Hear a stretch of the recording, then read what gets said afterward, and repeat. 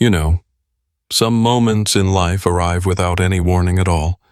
They come in the middle of an ordinary Tuesday morning, during a routine you've done 100 times before. 1 second, everything makes sense.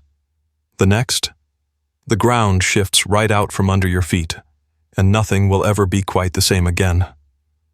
I want to tell you a story about such a moment. About a young woman named Sarah Mitchell, a hard-working girl who asked for nothing but a fair shake in life. About a classroom that emptied in panic.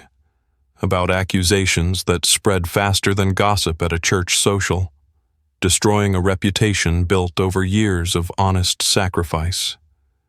But more than anything, this is a story about truth, how it hides sometimes, how it finds its way to the surface eventually, and how, Lord willing, it has a way of setting things right in the end. Sometimes the kindest hearts carry the heaviest burdens, and sometimes the very thing that wounds us becomes the proof that we were innocent all along. The coffee cup hit the floor before Sarah understood what was happening. Brown liquid spread across the linoleum, pooling around the legs of the podium. Professor Holloway's hand hung frozen in the air where it had been holding the cup just a moment before. His face had gone pale as old bedsheets. Sarah's hand was still raised. She had been asking a question, something about bacterial membrane proteins, the kind of thing she'd studied half the night preparing. The words had barely left her mouth when the professor's expression changed.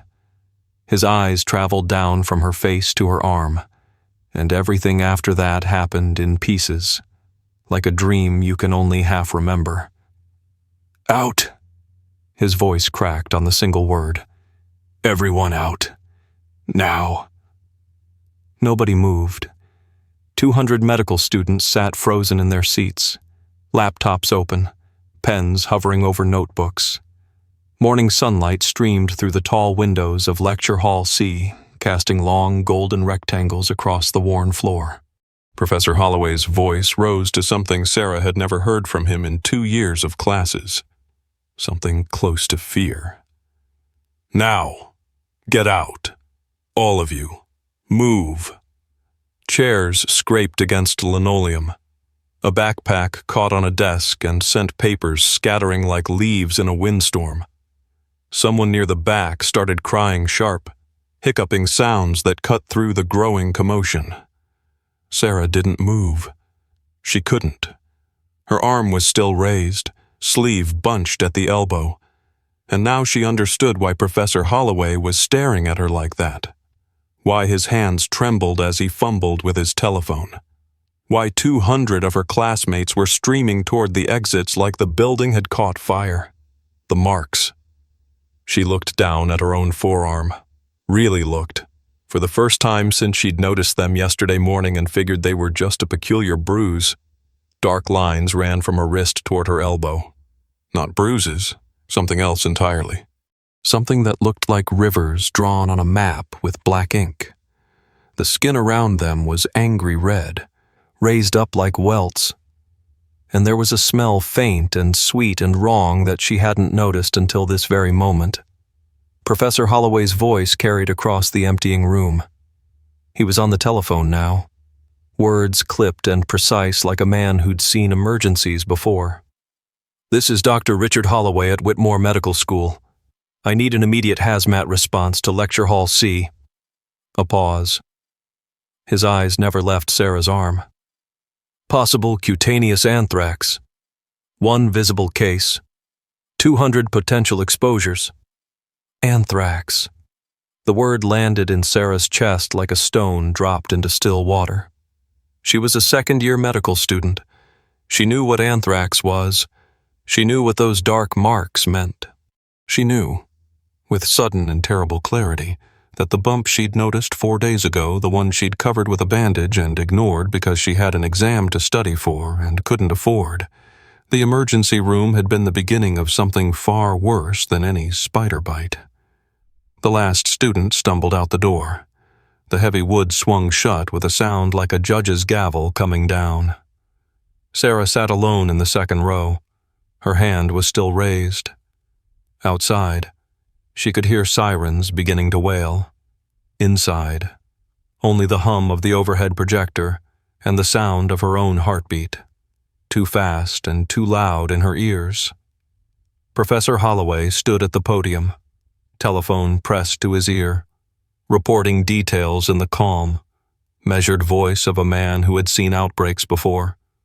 67 years old, 40 years in infectious disease. He knew exactly what he was looking at, and he was afraid. Sarah lowered her hand slowly. The dark marks seemed even darker now, more defined, as if they'd been waiting all along for her to notice them, waiting for this moment, in front of everyone. Through the window, she could see the lawn filling with students. Clusters of young people pointing at the building, pointing at the window, pointing at her. Telephones out, screens glowing in the morning light. Recording. The doors burst open. Men in yellow suits entered hazmat gear, face shields, gloves reaching past their elbows. They moved toward her like she was a bomb that might go off any second. "Ma'am," the voice was muffled through the respirator. "We need you to stand up slowly. Don't touch anything. Keep your arms away from your body. Follow us." Sarah stood. Her legs felt like they belonged to someone else entirely. She walked toward the door, past the overturned chairs and abandoned notebooks, past the spreading puddle of Professor Holloway's coffee. Through the window, she could see news vans already pulling into the parking lot.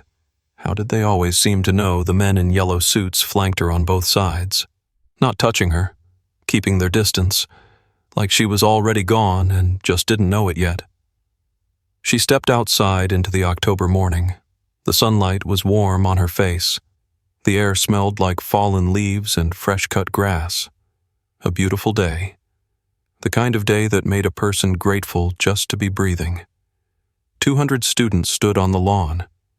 200 faces turned her direction. 200 telephones pointed straight at her. Someone hollered, "That's her! That's the one!" Sarah kept walking, one foot in front of the other. The ambulance waited at the curb, doors standing open like a mouth. She didn't look back. She didn't see Madison Caldwell standing at the edge of the crowd, fancy designer bag clutched against her chest, filming everything with a smile that never quite reached her eyes. She didn't see the video that would spread across the county within the hour, the one calling her a disease carrier, a charity case, a threat to everyone around her. She didn't know that her name was already being passed from person to person like a bad rumor, that strangers were already typing hateful words about her family, her neighborhood, her right to even exist. All she knew was the dark marks on her arm, the sirens, the yellow suits, and one question, repeating in her mind like a drumbeat that wouldn't stop. How in the world did this happen to me? The ambulance doors closed. Through the small window, Sarah watched the crowd grow smaller, then disappear as the vehicle turned onto the main road. She was alone. The paramedic in the yellow suit didn't speak. He just watched her, pen poised over a clipboard, waiting for symptoms to write down. Sarah looked at her arm. The marks had spread since this morning. She was certain of it now. The dark lines reached further toward her elbow, and the skin around them felt tight and feverish to the touch. She thought about her mother. Helen Mitchell would be at work right now, in the cafeteria at St. Catherine's Hospital, serving breakfast to folks who couldn't serve themselves. She'd been doing that job since before Sarah was born. Woke up at 4:30 every blessed morning. Never once complained. She's going to see this on the evening news. Sarah thought. She's going to see her only daughter being loaded into an ambulance like some kind of biohazard. Something cracked deep inside her chest. But she didn't cry. She'd learned not to cry a long time ago. Crying never changed a single thing. It didn't pay the electric bill or pass exams or convince scholarship committees that you deserved a fair chance. The ambulance hit a pothole. Medical equipment rattled in its cases. Sarah closed her eyes. How did this happen? The question had no answer. Not yet. But somewhere in the back of her mind, a memory stirred, something from last week, something small and ordinary. A dropped pen, a hand reaching out to help, a brush of skin against rough leather. Sarah's eyes snapped open. The bag. Madison Caldwell's bag. She could picture it clearly now, the crocodile leather, the strange texture, the peculiar smell she'd noticed and immediately forgotten. She'd touched it by accident, just for half a second, while returning Madison's pen. A simple act of kindness. That was all it had been. And now she was riding in an ambulance with something terrible crawling up her arm. Her name being dragged through the mud by strangers. Her whole future hanging by a thread. The paramedic leaned forward. "Ma'am, you doing all right? You're looking mighty pale." Sarah didn't answer. She was thinking about that bag, about where it might have come from, about what might have been living in that improperly treated leather all along, and about Madison Caldwell, standing on that lawn with her telephone raised high, filming the whole sorry spectacle, smiling. They say what goes around comes around, and the truth always finds its way home eventually. If this story's touched something in your heart, we'd be honored to know where you're listening from today. Drop us a line, we'd love to hear from you. 1 week earlier, Wednesday morning, 5:30. Sarah's telephone buzzed against the stack of pathology textbooks she used as a nightstand. The screen was cracked clean across. She'd dropped it 6 months back and never had the money to fix it. The alarm shrieked until she slapped it quiet. The garage apartment was cold. October had come in sharp this year, and the landlord didn't turn on the heat until November 1st. Save money where you can, he always said. She swung her legs over the edge of the mattress, bare feet on concrete. The shock of cold traveled straight up her spine and settled in her shoulders. Coffee first. Always coffee first. The jar of instant sat on the counter next to the hot plate, the cheap stuff that came in a giant tin from the discount grocery 3 blocks over. She spooned the brown powder into a mug, blue ceramic, chipped rim. Her mama's handwriting on the bottom in faded permanent marker. For my baby girl, don't forget where you come from. Like she could ever forget. The water took forever to boil. Sarah stood at the window while she waited, watching the parking lot brighten by slow degrees. 4 converted garages, 8 cars, 1 dumpster that hadn't been emptied in 2 weeks. The oatmeal came out of a cardboard tube store brand. 99 cents. She ate it standing up, reviewing flashcards propped against the windowsill, bacterial cell walls, gram-positive versus gram-negative. The window glass was cold against her fingertips. 6:15. She opened the banking app on her cracked telephone. $247.83. Work-study check came Friday. She did the arithmetic in her head without thinking. Skip lunch today and tomorrow. Buy the used copy of Harrison's from the third-year student who was selling. That left $12 for emergencies. Emergencies like what she thought. Getting sick. She almost laughed out loud. The walk to campus took 22 minutes if she cut through the faculty parking lot. The October air nipped at her cheeks, sharp and clean. Fallen leaves crunched beneath her sneakers, the ones with the hole near the left toe that she'd patched from the inside with duct tape. The student lot came into view. Madison Caldwell's white BMW sat crooked across 1.5 parking spaces. Same as always. Madison herself was climbing out.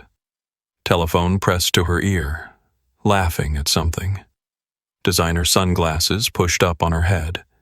Designer jacket that probably cost more than Sarah's rent. Designer bag swinging from her shoulder. Crocodile leather. Sarah noticed it without meaning to. The texture was unusual, rough and patterned and expensive looking. The kind of thing you saw in magazine advertisements. Madison didn't notice Sarah at all. Nobody ever did. Sarah kept walking. Head down, flashcards in her free hand. Gram-positive cocci in clusters. Staphylococcus aureus. Gram-positive cocci in chains. Streptococcus pyogenes. The lecture hall doors swung open. The familiar smell of floor wax and old coffee washed over her. Second row, left side. Her seat was waiting. Wednesday afternoon. 3:45. 7 days before the evacuation. The medical school library smelled the way it always did. Old paper and stale coffee and the faint mustiness of books that hadn't been opened in 20 years.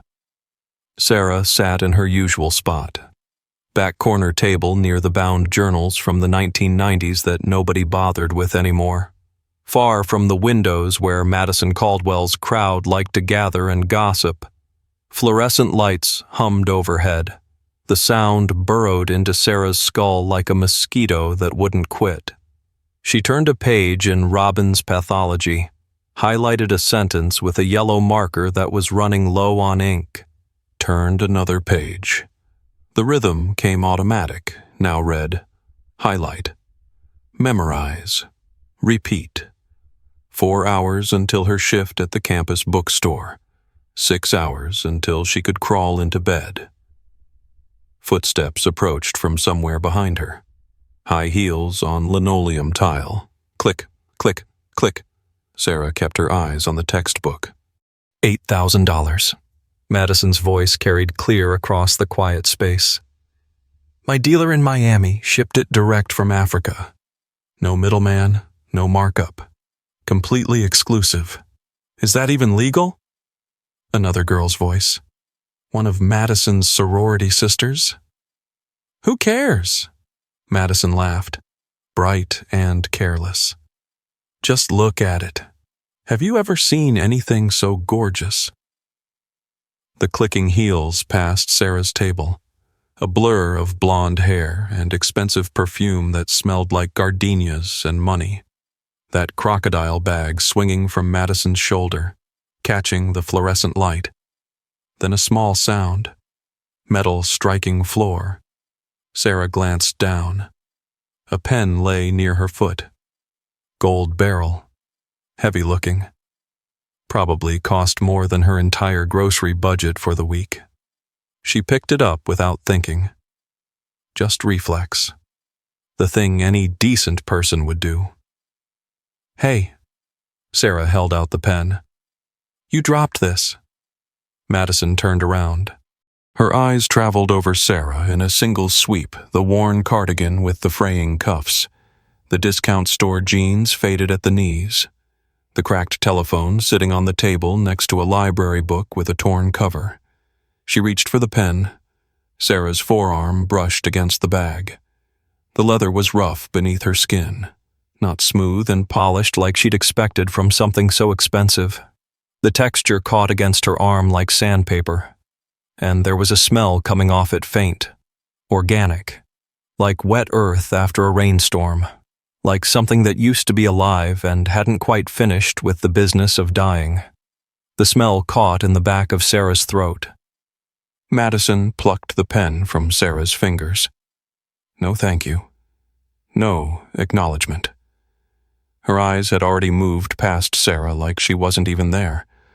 Like she was just another piece of library furniture. She turned back to her friends and kept walking. Click, click, click.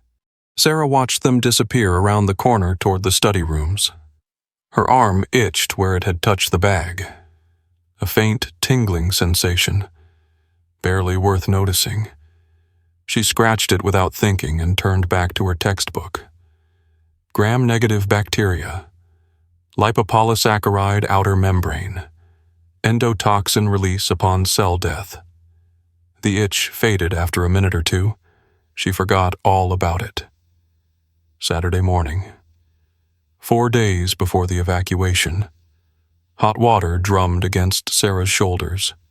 Steam filled the tiny bathroom until she could barely see her own hand in front of her face. The one luxury her lousy apartment provided endless hot water. Because the landlord had never bothered figuring out how to install a proper meter. She reached for the bar of soap. Her hand stopped halfway there. A bump had appeared on her forearm. Small and red, about the size of a pencil eraser. Right where her skin had brushed against Madison's bag 3 days before. Mosquito bite, she thought. Must have got me while I was sleeping with the window cracked. She pressed the bump gently with her fingertip. Tender, slightly warm to the touch. She finished her shower, toweled off, stuck a small bandage over the bump and pulled on a long-sleeved shirt. The exam was Monday. Bacterial pathogenesis. Professor Holloway's class. She needed every spare minute to study. The bump could wait. Sunday morning. 3 days before. Sarah peeled back the bandage in the bathroom's harsh light. The bump had changed overnight. A dark dot sat in the center now. Tiny. No bigger than the head of a pin. The skin around it had turned redder than yesterday, slightly puffy and warm. She held her arm directly under the light fixture, turned it left, turned it right, studied it the way she'd study a specimen slide in lab. Spider bite. She decided. Brown recluse. Maybe. They're supposed to cause tissue death sometimes. She should go to student health and have someone look at it. But today was Sunday. Student health was closed until Monday morning. She could go to the emergency room instead, but that would mean money. Money she didn't have and couldn't spare. I'll go Monday right after class. She promised herself. First thing, soon as the exam is finished. She covered the bump with a fresh bandage, put on another long-sleeved shirt. Sunday evening, 7 o'clock sharp. Her telephone rang, the same time every single week, regular as clockwork. She answered before the third ring. Hey, Mama? Hey, baby girl. Helen Mitchell's voice came through warm and familiar, like a quilt wrapped around her shoulders. How's my future doctor doing this evening? Tired. Got a big exam tomorrow morning. You eating enough? You sound worn out to me. I'm fine, Mama. Honest.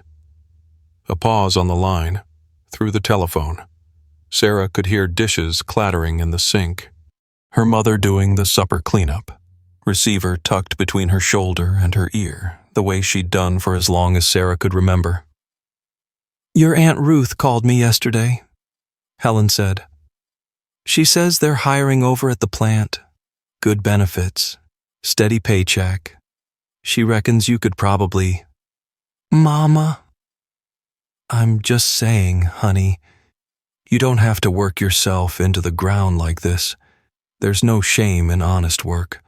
Lord knows I've been doing it my whole life, and I know, Mama, but I'm going to finish what I started here. Another pause, a sound that might have been a sigh or might have been a tired little laugh. Stubborn as a mule, just like your daddy was. God rest him. I learned from watching you. Well, Helen's voice softened. Go on and study then. Call me same time next week. Love you, Mama. Love you more, baby girl. Love you clear to the moon and back.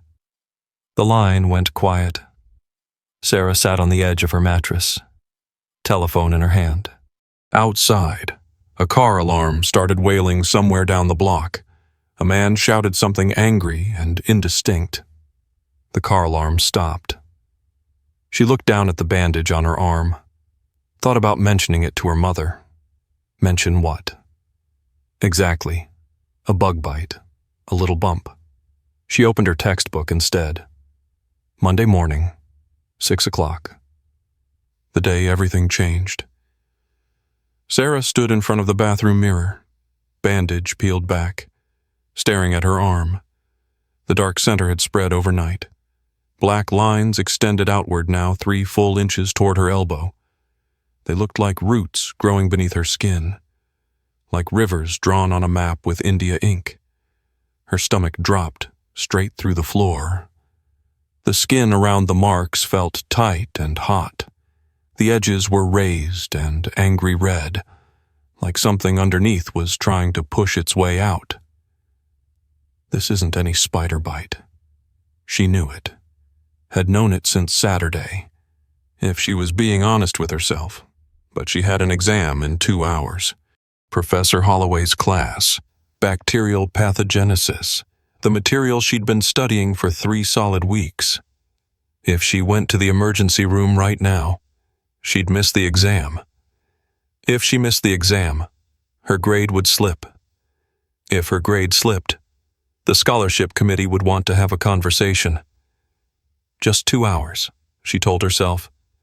Take the exam first, then go straight to student health. They'll know what to do. She pulled on a long-sleeved shirt, buttoned the cuffs tight around her wrists. She grabbed her bag, her keys, her cracked telephone. She walked to campus in the October chill, breath fogging in the early morning air, one hand clutching her flashcards, while the other arm pressed tight against her ribs. Second row, left side. She lowered herself into her usual seat. Professor Holloway walked to the podium and cleared his throat. And when Sarah raised her hand to ask a question about bacterial membrane proteins, her sleeve slipped down past her wrist. The dark marks caught the morning light, and absolutely everything changed. The yellow suits moved through the empty lecture hall like ghosts. Sarah walked between them, arms held away from her body just like they'd told her. The plastic face shields reflected the morning light, and she could see herself in them, warped and strange, like a reflection in a carnival mirror. Outside now, grass beneath her shoes, October sun warm against her face. The crowd had tripled since she'd last seen it through the window. Students pressed against yellow caution tape that someone had already strung around the building perimeter. Campus police officers held them back with outstretched arms. News vans lined the curb, satellite dishes cranking upward toward the sky. A woman with a microphone stood talking into a television camera. Sarah caught fragments as she passed. Possible bioterrorism event at Whitmore Medical School. One student reportedly showing symptoms of a deadly disease. Hazmat teams are on the scene. Bioterrorism. The word hit her like a slap across the face. She kept walking. The ambulance waited just ahead, rear doors standing open, a dark rectangle against all that bright October sunshine. That's her. A male voice from somewhere in the crowd. The one from the scholarship program. More voices now, overlapping, getting louder. She lives over in Riverside, doesn't she? My roommate said, I sat right next to her last Tuesday. Lord have mercy. Am I infected too? Get her face. Somebody get her face on camera. Telephones everywhere, dozens of them. Screens pointed at her like accusation. Sarah climbed into the ambulance. The metal step was cold through her thin canvas shoes. Inside, everything gleamed white and chrome, and the sharp smell of antiseptic burned in her nostrils. A paramedic in full protective gear pointed to the gurney. Sit down. Don't touch anything else. She sat. The doors swung closed. The crowd outside disappeared from view. The siren started up a high wailing sound that vibrated through her chest and settled in her teeth. Through the small rear window, Sarah watched the campus grow smaller. the lecture hall, the library, the parking lot where Madison's white BMW sat crooked across two spaces, all of it shrinking away to nothing. University Hospital, Isolation Unit, 11:47 a.m. The room was made entirely of plastic, walls, ceiling, floor, all of it covered in thick, transparent sheeting that crinkled and rustled whenever the air circulation system pulsed. Negative pressure. Sarah knew from her classes. The air flowed inward instead of outward. Whatever was inside this room stayed inside this room. I'm the thing they're keeping inside, she thought. She sat on a bed wrapped in disposable covers. The IV needle in her arm dripped clear liquid antibiotics. They'd told her, ciprofloxacin, standard treatment for suspected anthrax exposure. The door seal hissed. Dr. James Morrison entered, wrapped head to toe in blue protective gear. Only his eyes showed above the mask. Brown eyes, tired and kind. Sarah. His voice came muffled through the layers. How are you feeling right now? Fine. Her own voice sounded strange in this plastic room, flat and hollow. I feel perfectly fine. Any fever, shortness of breath, nausea? No, sir. Nothing like that. He stepped closer to the bed, lifted her arm gently by the wrist. The dark marks had grown darker since this morning, the lines stretching longer. Another inch at least. I need to photograph this for the CDC. He pulled a camera from his pocket. Hold still for me. Click, click, click. The flash was bright enough to make her blink. What happens now? She asked. We wait for test results. Blood cultures and tissue samples. He lowered the camera. We've started aggressive antibiotic treatment. If we caught this thing early enough. If he stopped. Met her eyes through the plastic face shield. This is serious. Sarah, I won't pretend otherwise. But cutaneous anthrax, the kind that enters through broken skin, responds well to treatment. The survival rate is very good when we catch it early. Survival rate. The words hung in the filtered air between them. Do you have any idea how you might have gotten exposed? He asked. Have you traveled anywhere recently? Handled any animal products? Been around any farms or livestock? No, sir. Nothing like that. Think carefully now.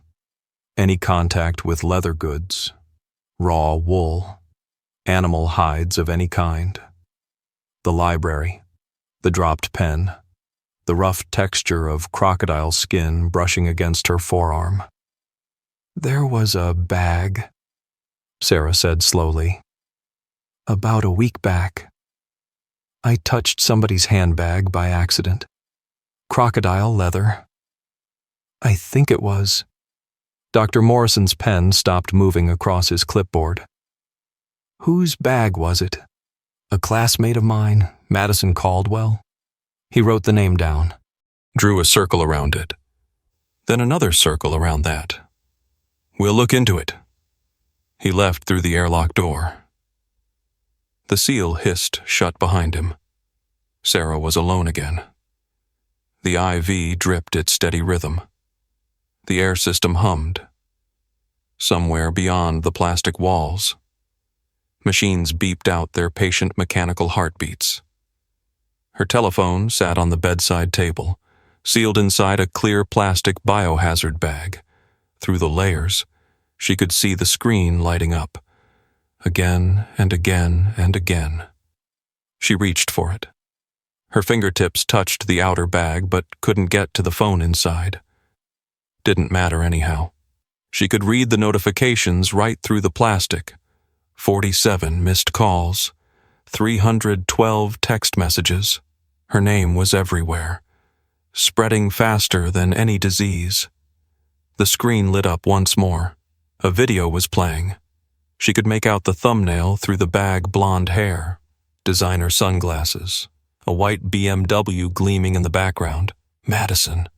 The caption scrolled across the bottom of the screen. This girl from the slums brought anthrax into our school. I was sitting right there. I could literally be dying right now. Sarah stared at the words. 312 messages. 312 strangers with opinions about her life, her family, her right to exist. She pulled her hand back from the telephone, pressed both palms flat against the mattress, breathed in slow, breathed out slower. The plastic walls crinkled around her. The IV dripped, and on the telephone screen, the comments kept scrolling past like a river that would never stop flowing. Scholarship kid equals charity case equals disease carrier. Send her back where she came from. Her mama probably works cleaning toilets somewhere. Sarah's mother worked in a hospital cafeteria, had for 30 years, feeding sick folks who couldn't feed themselves, getting up at 4:30 every blessed morning so strangers could have a hot meal. The telephone screen went dark, then lit up again. A news alert this time. Local station. The headline was visible even through layers of plastic. Breaking Whitmore Medical School considers expelling student at center of anthrax scare. Sarah read it twice. Then she turned her face away and stared at the plastic wall until her eyes stopped burning. The dark marks on her arm throbbed in time with her heartbeat. Outside her room. Footsteps passed. Voices murmured low. Someone laughed, a sharp, nervous sound cut short. She was 23 years old. She had worked every single day of her life to get here. And now she sat in a plastic box while the whole world decided she was some kind of monster. The air system hummed. The IV dripped. And somewhere else in this hospital, Sarah knew, somebody was already typing up the paperwork to end her scholarship. Her enrollment, everything she'd spent years building up from nothing. But that wasn't even the worst part. The worst part was the question forming in her mind, the one she couldn't shake loose no matter how hard she tried. If Madison's bag is what infected me, then how many other folks has that bag touched? Day 1. Evening. The television mounted in the corner played the local news with the sound turned low. Sarah watched Dean Victoria Ashworth standing in front of the medical school sign, lips moving, expression grave as a funeral director. Closed captions scrolled across the bottom of the screen. The student in question has been placed in isolation. We are reviewing all appropriate measures at this time, including her continued enrollment at this institution. Continued enrollment. Sarah read the words 3 times to make sure she understood them right. 4 years of perfect grades, 3 separate scholarships, 2 part-time jobs worked simultaneously. 1 dream held onto with both hands since she was 12 years old. All of it reduced to a careful phrase that meant, "We're looking for any excuse to make you disappear." The IV bag hung half-empty on its metal stand. The antibiotics burned faintly going into her vein, a stinging sensation that traveled up her arm and settled somewhere beneath her collarbone. Good sign.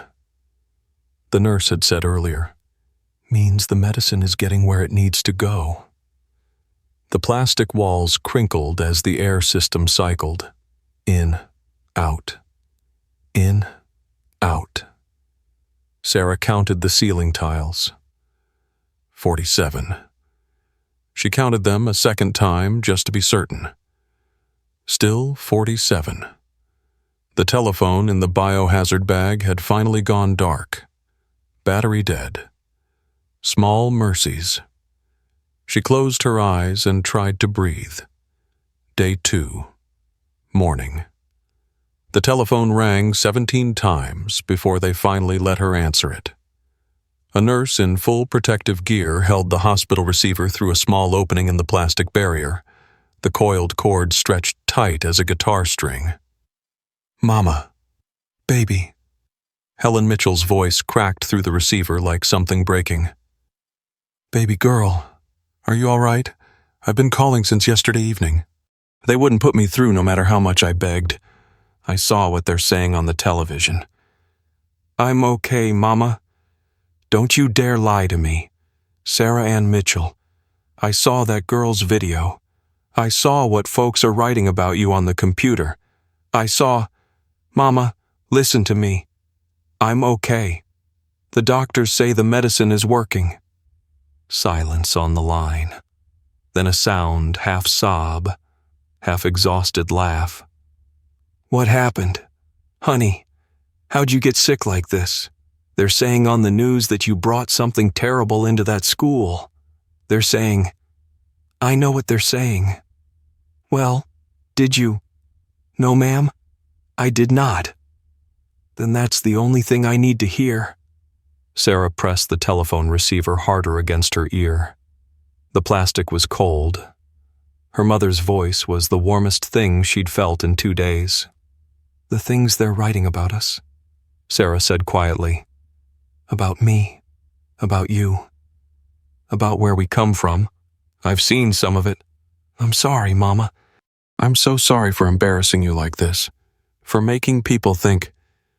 "Sarah Ann Mitchell, you stop that talk right now." Helen's voice shifted, harder now, sharper.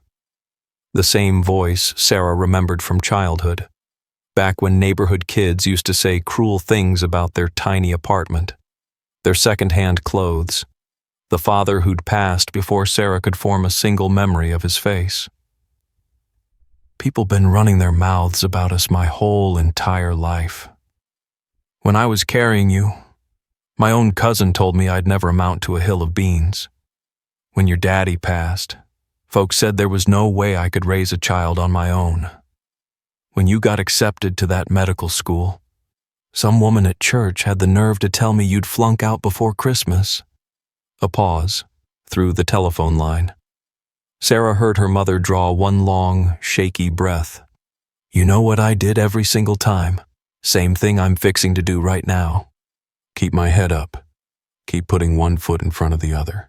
And here we stand, you and me, still breathing, still fighting, still worth more than the lot of them put together." Sarah's throat tightened until she could barely swallow. "I love you, Mama."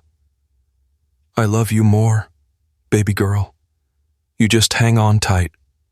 The truth always finds its way to the surface, sooner or later. Lord willing, it won't take too long this time." The line went dead. The nurse took the receiver back through the barrier. The plastic sealed shut with a soft hiss. Sarah sat alone in the humming room with her mother's words wrapped around her like a prayer. Day 3. 3 o'clock in the morning. Sleep wouldn't come no matter how hard she tried. The IV dripped its steady rhythm. The monitors beeped their mechanical heartbeats. Footsteps passed outside her door every 30 minutes, nurses doing their rounds, checking and rechecking. Sarah lay flat on her back and stared at the ceiling. 47 tiles. Still 47. Always 47. She thought about the scholarship essay she'd written back when she was 17 years old. The prompt had asked her to describe a challenge she'd overcome. She'd written about working 2 jobs while finishing high school, about studying for the SAT in the break room of a fast food restaurant with grease stains on the practice booklet, about the guidance counselor who'd told her to be realistic, aim lower, maybe try the community college instead. "I have never allowed anyone else to define my limitations," she had written in that essay. "And I refuse to start now." Easy words to put on paper when you're 17 and still believe the world rewards folks who work hard and play fair. Harder to believe at 23, lying alone in a plastic box, watching strangers call you a plague. She rolled onto her side and faced the wall. The dark marks on her arm had finally stopped spreading. The edges looked less angry now, the red fading toward pink, The antibiotics were doing their job. Her body was healing up just fine. Everything else was falling apart. She thought about the $80,000 in student loans waiting for her if she got expelled. About the apartment lease she'd signed for the whole year. About the work-study position that would vanish the same day her enrollment ended. She thought about her mother, already setting her alarm for 4:30 tomorrow morning so she could go serve breakfast to strangers. She thought about giving up. Maybe they're right. Maybe I don't belong in a place like this. Maybe I should just pack up and go home. The thought sat heavy in her chest like a stone she couldn't shift. She rolled onto her back again. 47 tiles. Day 3. 7 o'clock in the morning. The television was playing again. Some kind of morning talk show with bright colors and cheerful hosts and sunshine pouring through a studio window. The screen cut away to a reporter standing outside Whitmore Medical School. Still no official word on the source of the contamination. Investigators from the Centers for Disease Control have arrived on campus to assist with the ongoing investigation. Meanwhile, the student at the center of the crisis remains in isolation. A photograph appeared on screen. Sarah's face. Her student ID picture from 2 years back. She looked so much younger in that photo, so hopeful. Sarah Mitchell, 23 years old, is a second-year medical student attending Whitmore on full academic scholarship. Neighbors describe her as quiet and hardworking. Her mother, Helen Mitchell, has worked at St. Catherine's Hospital for more than 30 years. The screen cut to footage of her mother's apartment building. The cracked sidewalk out front. The mailboxes with rust creeping up the sides. The chain-link fence that needed mending. Then Madison Caldwell's face filled the entire screen. Perfect makeup, perfect hair, crystal tears rolling prettily down her cheeks. I was sitting right there in that classroom. She could have killed every single one of us. I just don't understand why the school lets people like that in. People like that.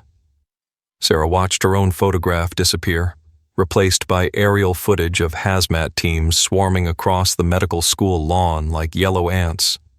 The words along the bottom of the screen read, "Scholarship. Student blamed in anthrax scare." Blamed. Not connected to. Not involved in. Not under investigation. Blamed. Sarah looked at her arm, at the healing marks, at the evidence that something terrible had happened to her. Not because of her, but nobody out there was asking that question. Nobody was wondering where the contamination really came from. Nobody except her. And somewhere beyond these plastic walls, Madison Caldwell was giving tearful interviews, clutching that designer bag, collecting sympathy she didn't deserve.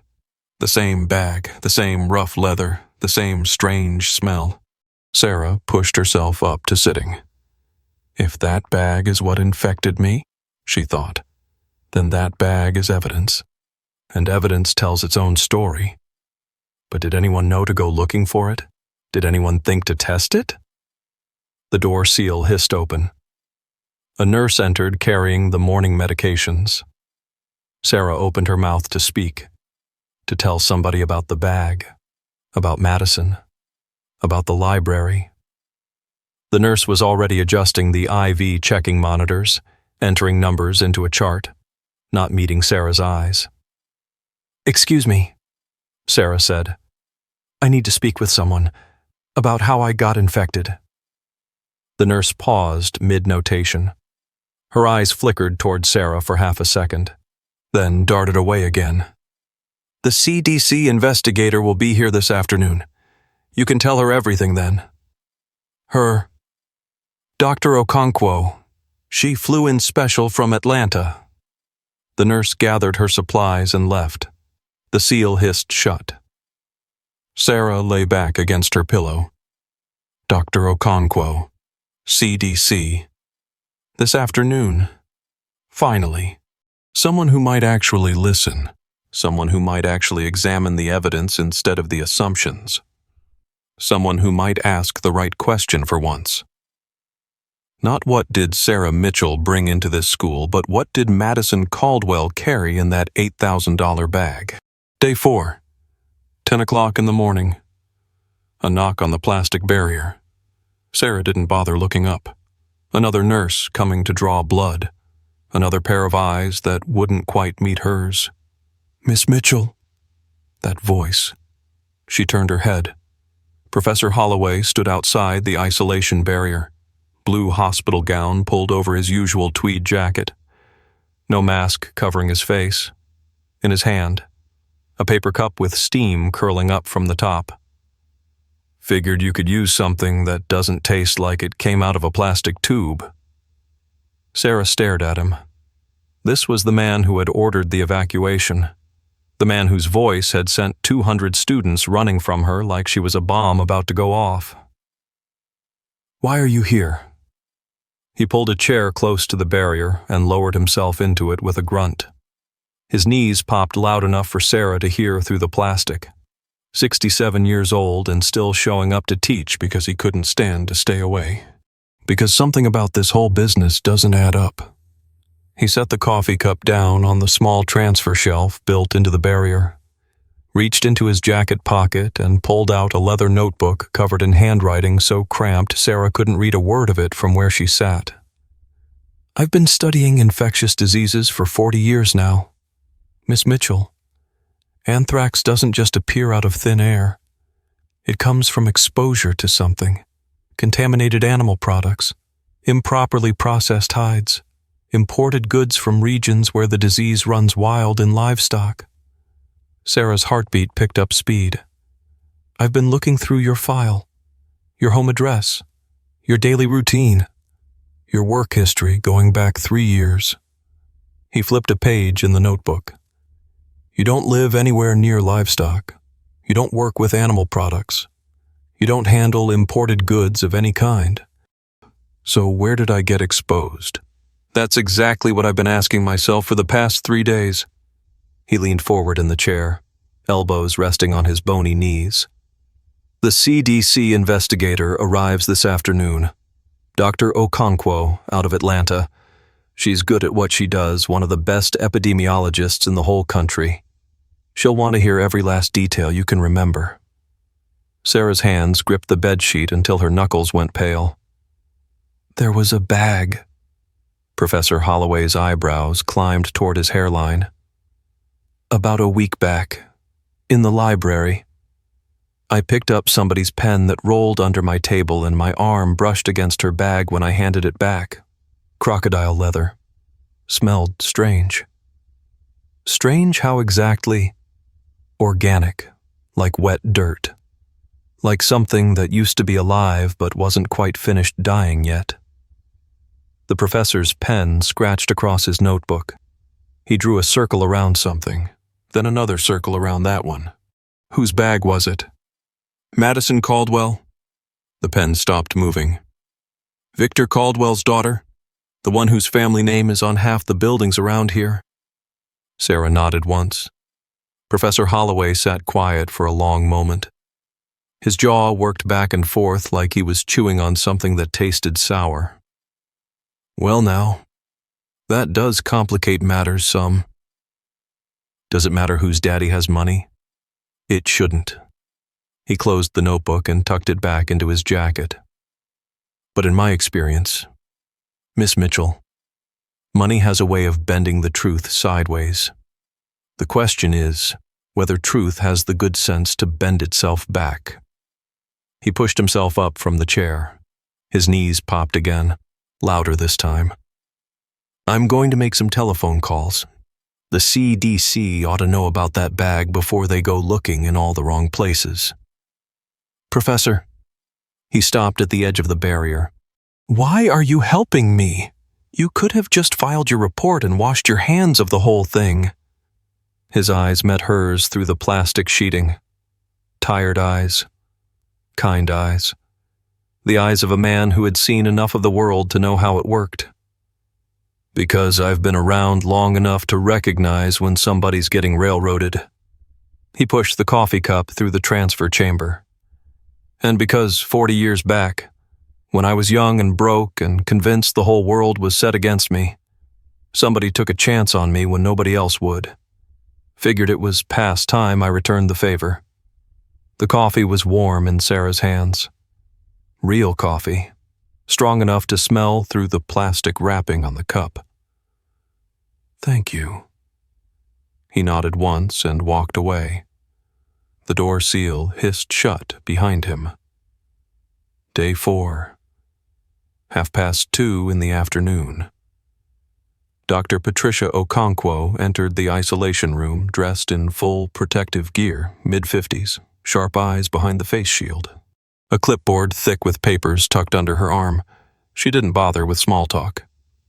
Miss Mitchell, I'm Dr. Okonkwo from the Centers for Disease Control. I need you to walk me through every single physical contact you've had in the past 2 weeks. Every handshake, every surface, every object that touched your skin. Sarah told her everything. The library, the dropped pen, the rough leather, the organic smell that caught in the back of her throat. Dr. Okonkwo wrote without stopping. Her pen moved in quick, precise strokes across the page. Describe the texture of that leather for me. Rough. Not smooth and polished like you'd expect from something expensive. The pattern was uneven, almost like it hadn't been finished properly. And that smell, be as specific as you can. Like wet earth after a hard rain. Like something decomposing underneath a pile of leaves. The pen stopped moving. Miss Mitchell, properly processed crocodile leather doesn't smell like that. The tanning process removes all the organic material completely. Dr. Okonkwo looked up from her clipboard. What you're describing sounds like improperly treated hide, the kind that could carry dormant spores for years without anybody knowing. Sarah's breath caught somewhere in her chest. So the bag, we're going to test it. I've already put in the request for Miss Caldwell to surrender it for examination. Will she hand it over? Dr. Okonkwo's face gave nothing away. She doesn't have much choice in the matter. This is a federal investigation now. Day 5. Morning. Small changes started adding up. A nurse smiled at Sarah during the morning blood draw. Actually smiled, her eyes crinkling above the edge of her mask. Dr. Morrison's update sounded warmer than before. The lesion is responding nicely. Another day or two and we might be able to move you to a regular room. Professor Holloway showed up again around mid-morning. This time he brought a textbook and a crossword puzzle torn from the newspaper. Thought you might be getting bored in here? You thought right. He settled into his usual chair. Same spot as yesterday. The investigation is moving forward. Something in his voice. Sarah pushed herself up straighter against the pillows. What do you know? Nothing official yet. He paused. But I hear tell they tested that bag first thing this morning. Sarah's heart slammed against her ribs. And the preliminary results should be coming back sometime tonight. His eyes found hers through the plastic. If I were a betting man, Miss Mitchell, I'd say things are fixing to change around here. She wanted to press him for details, demand to know exactly what he'd heard. But he was already standing, already heading for the door with that slow shuffle of his. Get yourself some rest now. You're going to need your strength. For what? He paused at the barrier. The corner of his mouth twitched upward, the closest thing to a real smile she'd seen from him yet. For whatever comes next. The seal hissed shut behind him. Sarah sat alone in the plastic room. The coffee from yesterday had gone cold. The crossword puzzle lay untouched on the bedside table. But something had shifted in the air. The nurses looked at her differently now. The doctors spoke to her differently. Even the humming of the ventilation system seemed less oppressive somehow. She didn't know what the CDC had found. She didn't know what would happen when those test results came back. But for the first time since the ambulance doors closed behind her, she allowed herself to feel something she hadn't dared feel before. Hope. Fragile and uncertain and dangerous, but real. She looked down at her arm. The dark marks were fading now, pink, healthy skin pushing up where dead tissue had been. Her body was mending. Maybe, Lord willing, everything else could mend too. The television droned on in the corner. Another news update, another reporter standing in front of the medical school. But this time, the words scrolling along the bottom of the screen were different. CDC announces new evidence in Whitmore anthrax investigation. Source of contamination may not be scholarship student. Sarah read it once, twice, 3 times. Then she reached for the crossword puzzle and started filling in the empty squares. 5 letters. Hidden truth revealed. She wrote, proof. Day 6. 9 o'clock in the morning. Dr. Okonkwo came back carrying a folder thick enough to require both hands to hold steady. She didn't take a seat this time. She stood at the plastic barrier with that folder pressed against her chest, eyes fixed on Sarah through the transparent sheeting. We tested the bag. Sarah's fingers dug into the mattress until she could feel the springs underneath.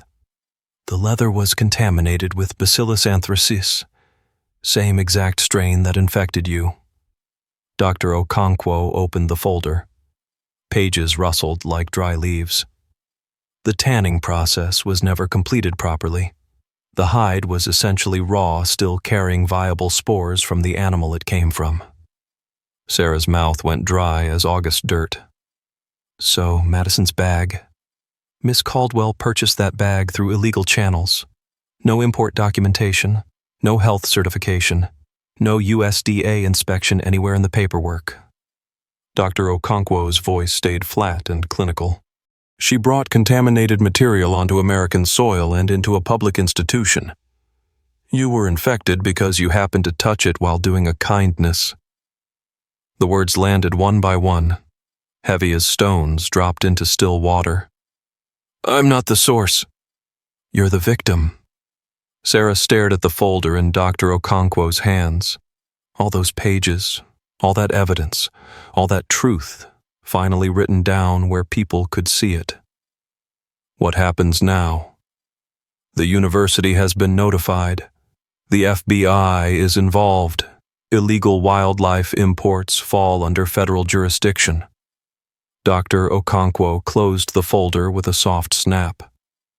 Miss Caldwell's family has been informed that she's facing multiple charges. Violation of the Lacey Act. Reckless endangerment. Possibly more, depending on what else the investigation turns up. Sarah heard the words clearly enough, understood every single one of them, but her body felt strange. Disconnected, like she was floating somewhere up near the ceiling, watching herself receive news that should have brought relief flooding through her veins. I wanted you to hear it from me first, Dr. Okonkwo said. Before the press conference this afternoon. Press conference. 2 o'clock. The CDC is releasing its findings to the public. A pause. Your name will be cleared. Miss Mitchell. Officially and completely. The folder tucked back under Dr. Okonkwo's arm. The door seal hissed open and then shut again. She was gone. Sarah sat alone in the plastic room. Her name would be cleared. Officially. But all those comments were still out there floating around in the world. The screenshots people had saved. The video of Madison weeping crocodile tears about the girl from the slums who had almost killed everyone. You couldn't take any of that back. You couldn't unring a bell once it had been rung. Day 7. Morning. The news cycle flipped over like a pancake on a hot griddle. Sarah watched it happen on the television screen in the corner. The same reporters who had called her a disease carrier just days ago now stood outside Madison Caldwell's sorority house, microphones thrust toward the front door like weapons.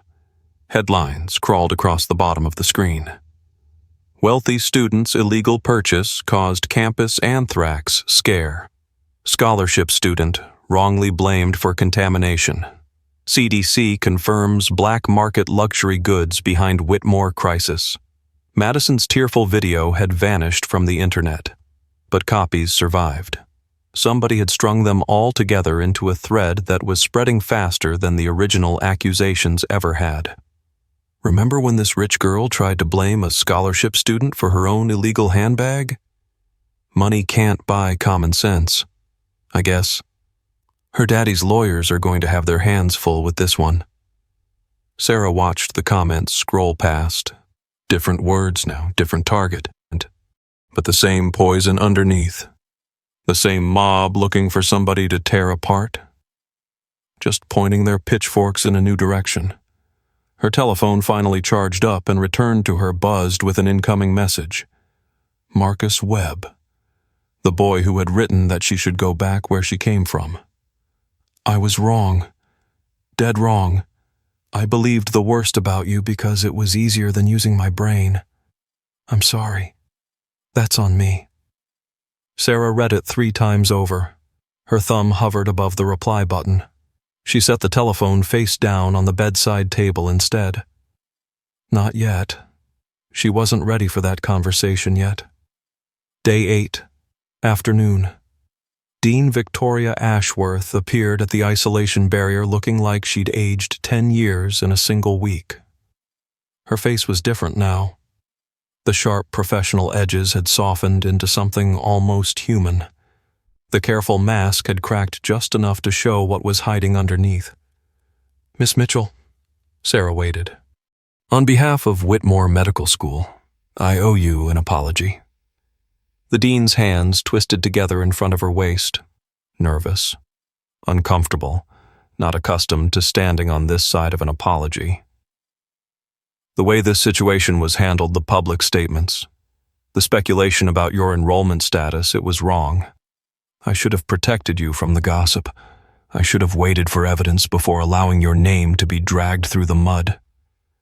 Sarah studied the dean's face, the carefully maintained composure starting to fray around the edges, the rehearsed words that couldn't quite cover the embarrassment underneath. What happens to Madison Caldwell? Dean Ashworth's jaw tightened visibly. Multiple federal charges have been filed against her. Violation of import laws, reckless endangerment of public health. The university is also conducting a thorough review of her academic standing. Reviewing, such a careful word. And my scholarship, fully intact. We've also established a hardship fund to cover any expenses you incurred during your hospitalization. It's the least we can do under the circumstances. The least they could do. After 5 days locked in a plastic box. After her mother's apartment building broadcast on national television for the whole world to see. After strangers wrote that she should be shipped back to the slums where she belonged. The least they could do. Sarah looked at the dean, looked at her careful face and careful words and the careful distance she maintained even now, even with the truth laid out in black and white for everyone to read. When can I come back to class? Dean Ashworth blinked like she'd been slapped. Whenever you're medically cleared, of course. But most students in your situation would want to take some time to, I don't want time. The media attention might be overwhelming at first. There will be questions and cameras and, I said I don't want time. A long silence stretched between them. The dean nodded slowly. Your seat will be waiting for you. Day 8. Evening. The plastic walls came down at last. Nurses in regular scrubs, no hazmat suits, no face shields, no layers of protective gear dismantled the isolation barrier piece by piece, the crinkly sheets folded into biohazard bags. The negative pressure system switched off with a fading hum. Regular air flowed into the room for the first time in nearly a week. Sarah breathed deep. Hospital air. Antiseptic and floor wax and the distant smell of cafeteria meatloaf. Never smelled so sweet in all her life. Dr. Morrison appeared in the doorway wearing nothing but a white coat and a tired smile. "How does it feel to rejoin the land of the living?" Sarah looked down at her arm. The dark marks had faded to thin pink lines now, fresh skin growing back where death had tried to take root. Strange. Like waking up from a nightmare that went on too long. That's perfectly normal. You've been through something most folks can't even imagine. He handed her a folder. Discharge paperwork. You're free to leave whenever you feel ready. Follow-up appointments are already scheduled. Keep taking the oral antibiotics for 2 more weeks. Free to leave. 3 simple words. Words that meant everything. Dr. Morrison. He paused halfway out the door. Thank you for treating me like a human being when everybody else was treating me like something to be afraid of. His smile flickered. Something moved behind his eyes. Guilt. Maybe. Or recognition of how close things had come to going the other way. Take care of yourself now. Miss Mitchell, you've more than earned some rest. He disappeared down the hallway. Sarah sat on the edge of the bed, real clothes on her body instead of a hospital gown, sneakers on her feet instead of paper slippers. Her telephone buzzed. A text message from her mother. Coming to fetch you, baby girl. Be there in 20 minutes. Made your favorite for supper, mac and cheese from scratch. The way your grandmama taught me. You're coming home. Sarah read the message twice. Her eyes burned something fierce. She typed back, Can't wait. Mama. Then she stood up straight, gathered her few belongings, and walked toward the door. The hallway stretched out ahead of her bright fluorescent lights, polished linoleum floors, the ordinary bustle of hospital life going on all around her. She took one step, then another. Behind her, the empty isolation room. Ahead of her, everything else. But just as she reached the elevator bank, her telephone buzzed again. A news alert. Breaking: Madison Caldwell hospitalized following collapse at family residence. FBI agents were present at the home when the incident occurred. Caldwell family attorney described situation as extreme emotional distress. Sarah stared at the words on the screen. The elevator doors slid open in front of her. She stepped inside. The doors slid closed, and as the elevator began its slow descent toward the lobby, Sarah found herself wondering not with satisfaction, not with anger, just with the cold clarity of someone who had learned hard truths the hard way, whether Madison Caldwell had ever spent even one single moment wondering what Sarah Mitchell was feeling while she sat alone in that plastic room, watching the whole world call her a monster. Day 9. Morning. Sarah packed her few belongings into a plastic grocery bag. Telephone. Textbook. The crossword puzzle she never did finish. The empty coffee cup Professor Holloway had brought her that first day. Her mother's apartment smelled exactly the way it always had: Lysol and lavender air freshener and the faint mustiness of carpet that had seen better days. She had slept in her childhood bed last night for the first time in 3 years. The mattress still dipped in that same familiar spot. The streetlight outside still flickered at 2 in the morning, same as it always did. Some things never changed, no matter how much everything else did. She was sitting on the edge of the bed when her telephone buzzed. A text from a number she didn't recognize. This is Professor Holloway. Meet me at the coffee shop on campus at 10. I have something I want to give you. Sarah read the message twice. Her mother appeared in the bedroom doorway, flour dusted across her cheek. an apron tied around her waist. "Who's that texting you?" "Professor Holloway. He wants to meet up." Helen's eyebrows rose toward her hairline. The one who hollered for everybody to get out. The same one who helped prove I didn't do anything wrong. A pause.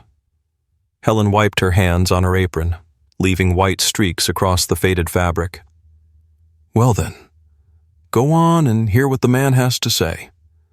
I'll keep your breakfast warm on the stove." The campus coffee shop was half empty at this hour. Students hunched over laptops at scattered tables. A barista wiped down the espresso machine with a damp rag.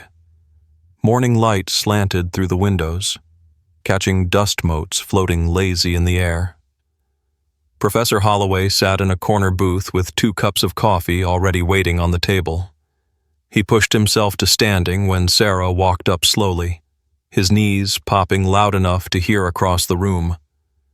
"Miss Mitchell, thank you kindly for coming." "Hey." She slid into the seat across from him. "You said you had something for me." He pushed one of the coffee cups in her direction. Then he reached into his battered leather bag and pulled out a thick manila envelope. "Letters," he said, "from students, faculty, staff members." He set the envelope on the table between them. "Folks who wanted to apologize but didn't know how to reach you." Sarah touched the envelope. It was heavier than she expected. Dozens of pages stuffed inside. "Why are you giving me these?" "Because I wanted you to know that not every soul on this campus believed the worst about you." He wrapped his gnarled hands around his coffee cup. The knuckles were swollen and twisted arthritis, most likely.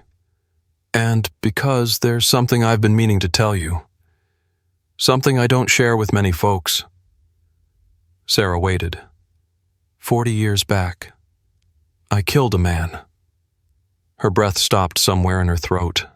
"Not with a weapon, with a bad diagnosis." His eyes went distant, looking at something far away that only he could see. "Young fellow came into the emergency room complaining of chest pains. I was just a resident back then, dog-tired, overworked, convinced I knew more than I actually did. Gave him some antacids and sent him on home." He paused, lifted the coffee cup and took a slow sip. He died of a heart attack that very night. His widow called the hospital at 3 a.m. I was still on shift when the call came through. "I'm sorry." I wanted to quit medicine right then and there.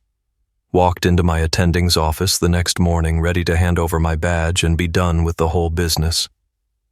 He set the cup down. "You know what he said to me?" Sarah shook her head.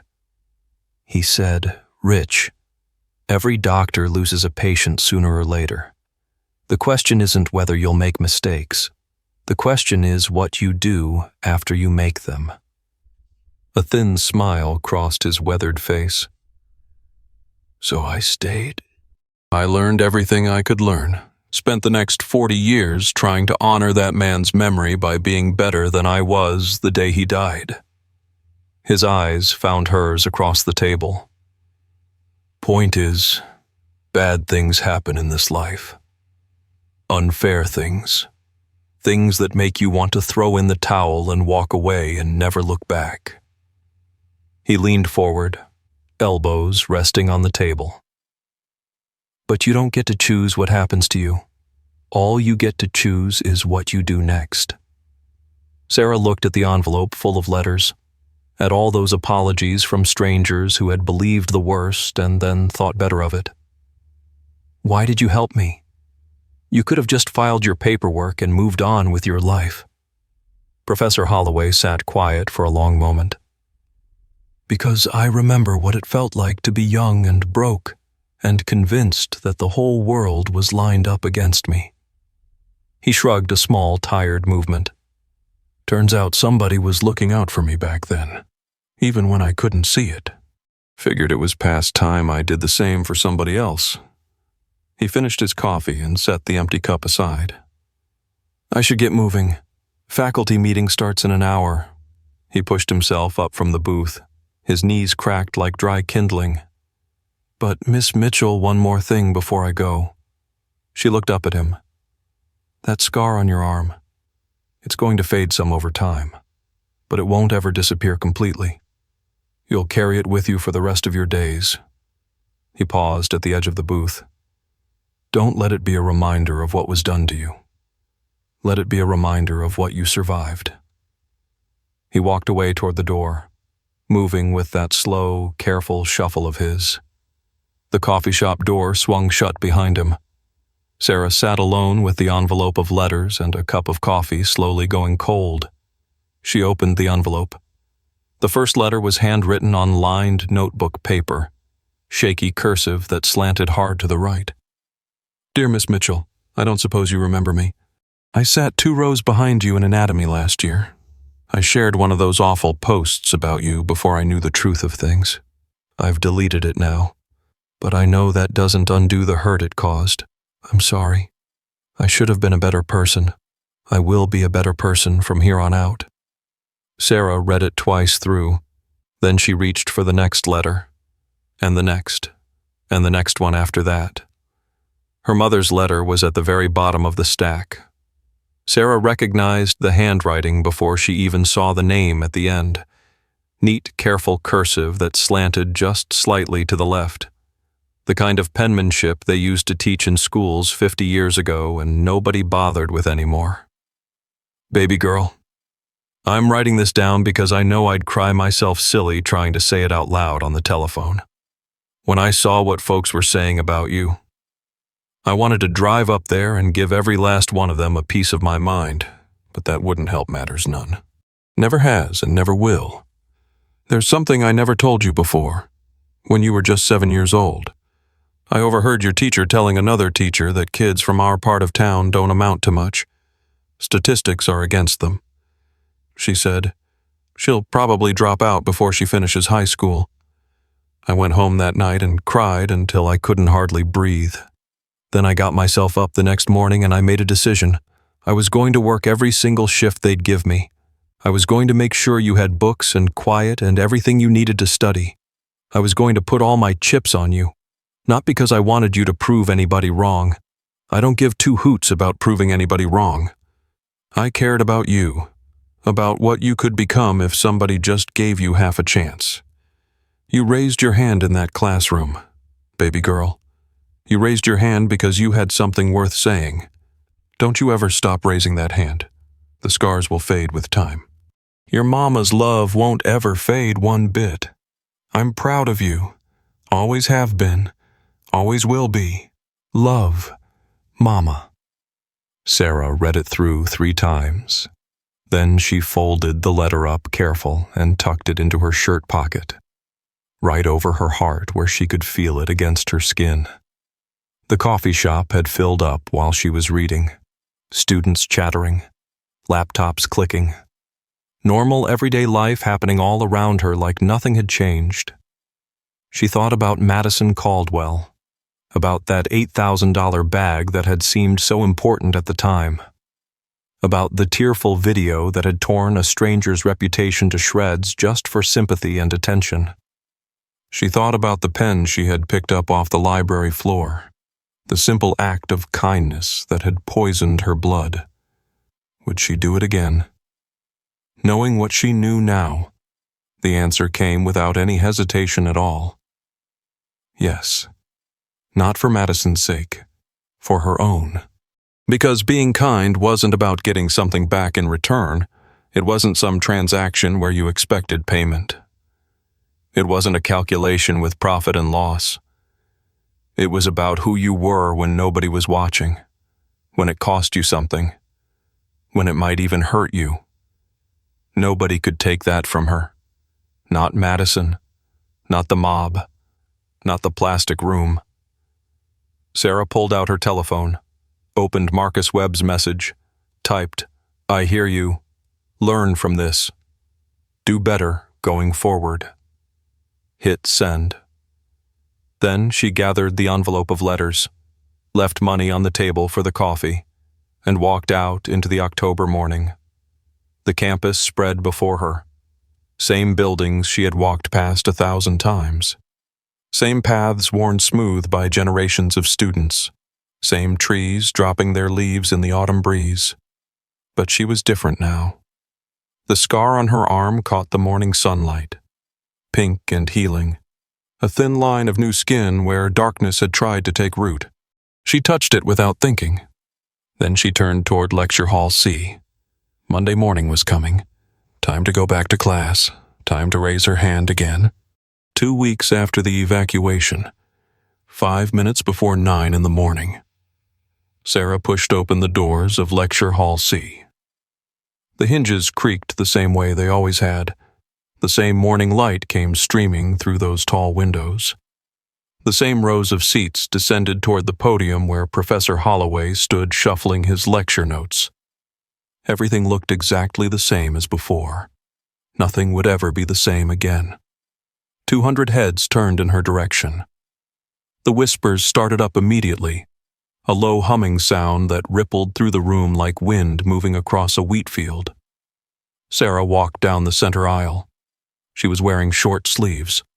The scar on her forearm was visible for anyone who cared to look pink and healing now.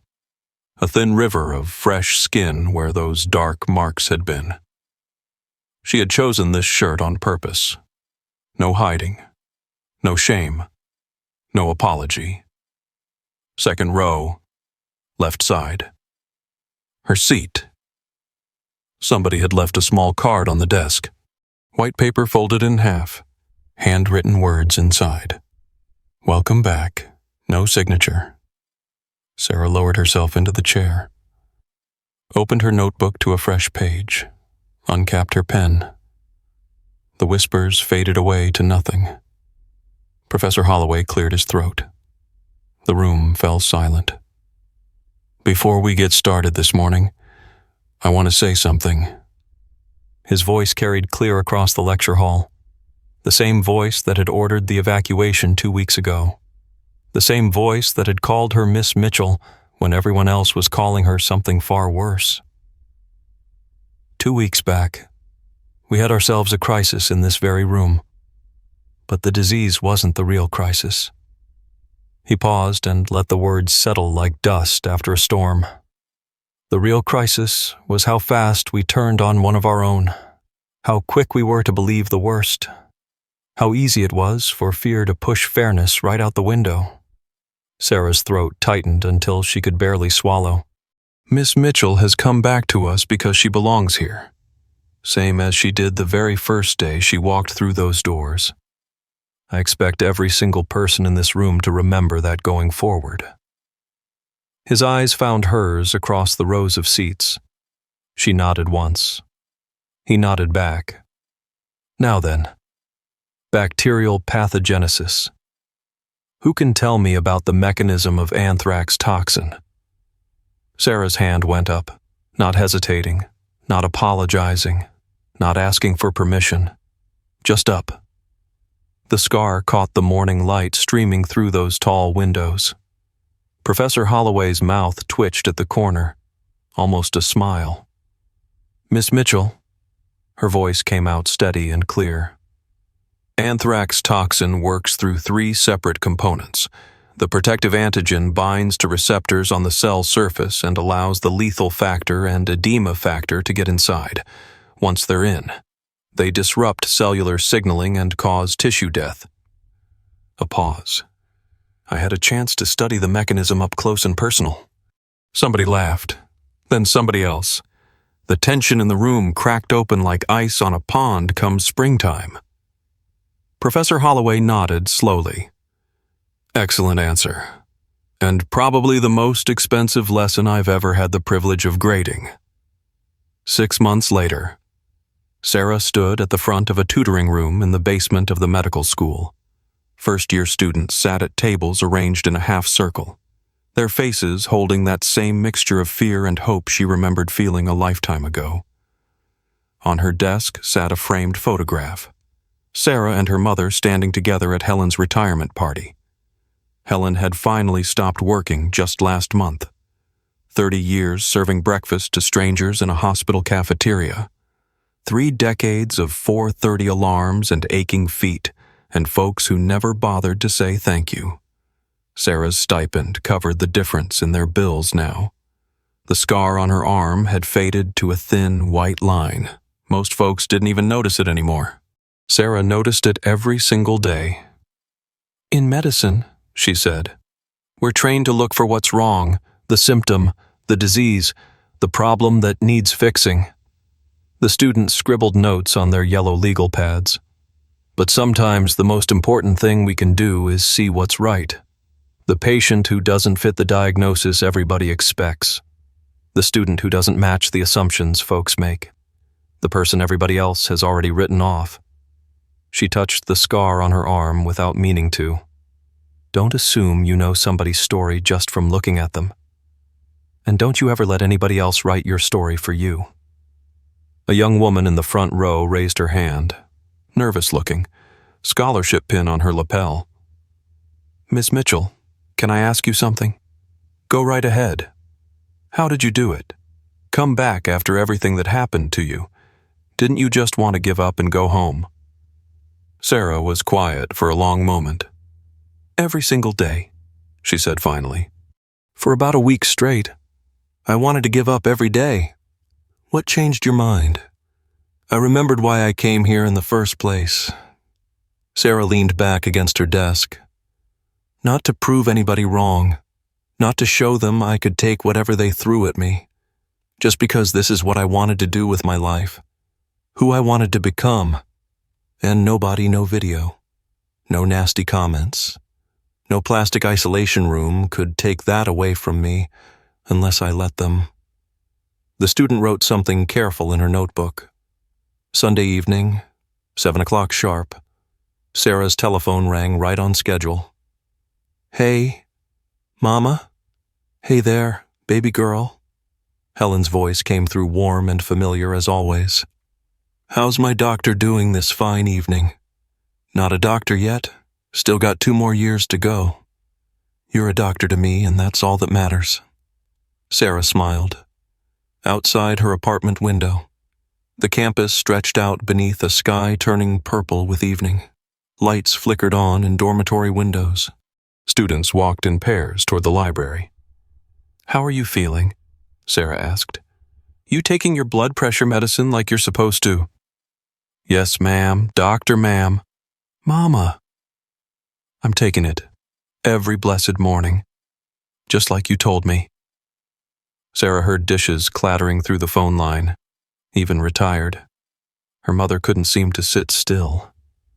"I've been thinking," Helen said. "Maybe I could come up and visit you next month. See this fancy school of yours with my own 2 eyes? I'd like that. Mama, I'd like that a whole lot. You could show me where it all happened, where you raised your hand that morning." Sarah's throat tightened. "I could do that. I'm proud of you, baby. You know that, don't you?" "I know, Mama." "Good. Now go on and study. Call me same time next week. Love you. Love you more, baby girl. Love you clear to the moon and back again." The line went quiet. Sarah set the telephone down on her desk. The apartment was silent now. Just the hum of the little refrigerator in the corner and the distant sound of traffic down below on the street. She looked at her arm, at the thin white line that would never fully disappear no matter how many years passed. She thought about that dropped pen in the library, the rough leather brushing against her skin, the smell she hadn't recognized until it was too late. She thought about the plastic room, the comments scrolling past faster than she could read them, the word blamed burned into her memory forever. She thought about those letters in her desk drawer, all those apologies she had read once and put away. She thought about what Professor Holloway had told her in the coffee shop. You don't get to choose what happens to you. All you get to choose is what you do next. She had made her choice. Second row, left side, hand raised high, voice steady as bedrock. Still here, still standing. Still, Sarah Mitchell. The sun finished setting over Whitmore Medical School. Orange and pink bleeding across the sky until the stars began winking on one by one. Somewhere in Lecture Hall C, the seats sat empty and waiting for tomorrow's students. And somewhere in a small apartment near the edge of campus, a young woman touched the scar on her arm, remembered what it had cost her, remembered what it had taught her, and opened her textbook to start studying for tomorrow's exam. Second row. Left side. Where she belonged. If you're still here with me, I want you to know something. That heaviness sitting in your chest right now, that quiet ache that doesn't quite have a name, it makes perfect sense. We just walked through something together. You and I. A young woman blamed for things she never did.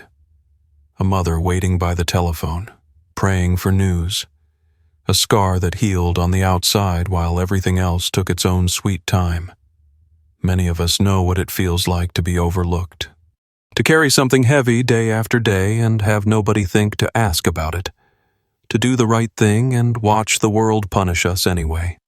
Some of us have been Sarah, sitting alone in a room while strangers decided who we were supposed to be. Some of us have been Helen, loving somebody from far away and hoping against hope that it was enough. It's all right if this story stirred up something in you that doesn't have words yet. Not everything needs explaining. Some things just need to be felt for a spell, then gently set back down. You don't have to carry it any further than this moment. Thank you kindly for being here. Thank you for staying all the way to the end.